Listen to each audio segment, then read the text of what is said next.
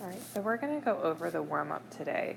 So when you go to sketch a parabola, first off, this parabola is in intercept or factored form.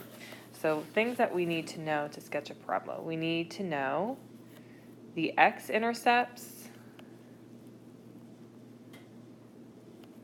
the y-intercept, the direction, and the vertex may also be important. We'll talk about that. That's not necessary, but it could be helpful. So the x-intercepts.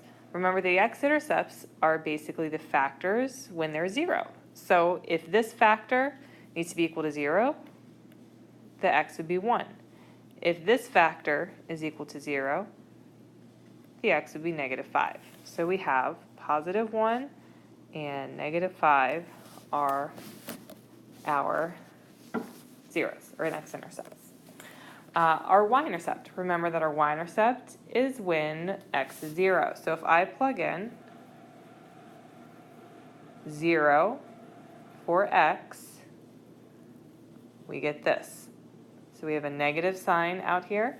So -1, +5. Well, a negative times a negative is a positive, and then +1 times 5 is 5. So our y-intercept is 0, 5. So we can kind of see the general trend. Our direction, well, we have that negative out in front, so that tells us that it's going to face down. And then our vertex. If you remember, our vertex is halfway in the middle of our parabola. So if we look at our intercepts, the halfway point is at -2. That means our vertex has to have an x value of -2. It's got to go through -2. So then what we could do is kind of like what we did with the y-intercept. We can plug in -2 into our equation and then solve. -2 minus 1 is -3. -2 plus 5 is +3. A negative times a negative is a positive, and so we get +9. So our vertex is +9.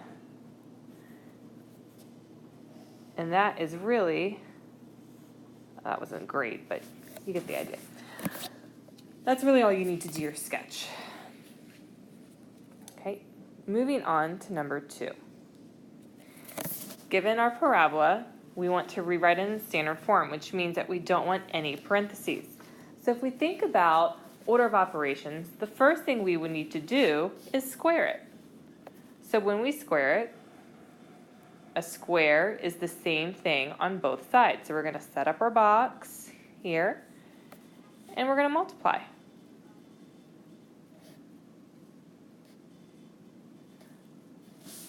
That way, we get y equals, and the sum of our box, we have x squared minus 8x plus 16. We still have this -7. We still have to do something with that. We need to combine like terms. So here we have like terms there and there. So we're going to get y equals x squared minus 8x, +16 minus 7 is +9. And so that would be our equation in standard form. So first we square, and then we combine our like terms with what we have. And that's how we'd rewrite it. Number 3, find solutions to the equation. So you see here that you have an x squared. So that x squared means that we're going to have to treat this as a quadratic. At this point, the only way that we know to solve a quadratic is to factor. We're going to learn other ways, but this is the only way we know now. So the first thing we need to do is move everything over to their side. It needs to be equal to 0. So you can either do it at one time, or you can do one at a time. So if you want to do one at a time, subtract 1x, you get x squared plus 5x equals 24, and then we would subtract the 24. And like I said, you can subtract them at the same time if you can handle that. So now it's equal to 0. Now that it's equal to 0, we're going to factor. So we have x squared, -24. We know that we need a product of -24x, but our sum is that middle term here, 5x.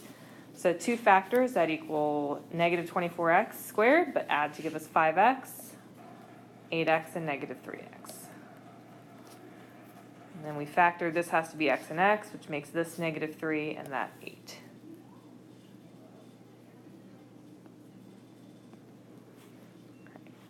After we factor, we set each factor equal to 0, and we solve.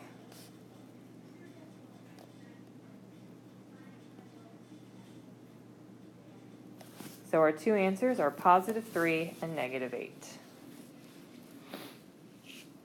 Okay. Name 3 words that are synonymous with x-intercepts. First one,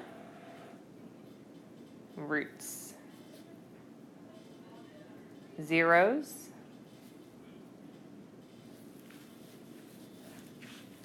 And solutions. So those are 3 words that are synonymous with x-intercepts. There's not an explicit question about this on your test. It's more of a vocab. If I ask for the roots, you need to know what I'm asking for. All right, for your test, there are 2 parts. The first page, front and back, that is non-calculator. The second page, you get when you turn in your test. When you turn in your test, you're going to get the second page. You get to use a calculator with that. There are several calculators that you will already see, but if you need more, you can go to the cart in the back, and the big box has some with batteries in it. Good luck.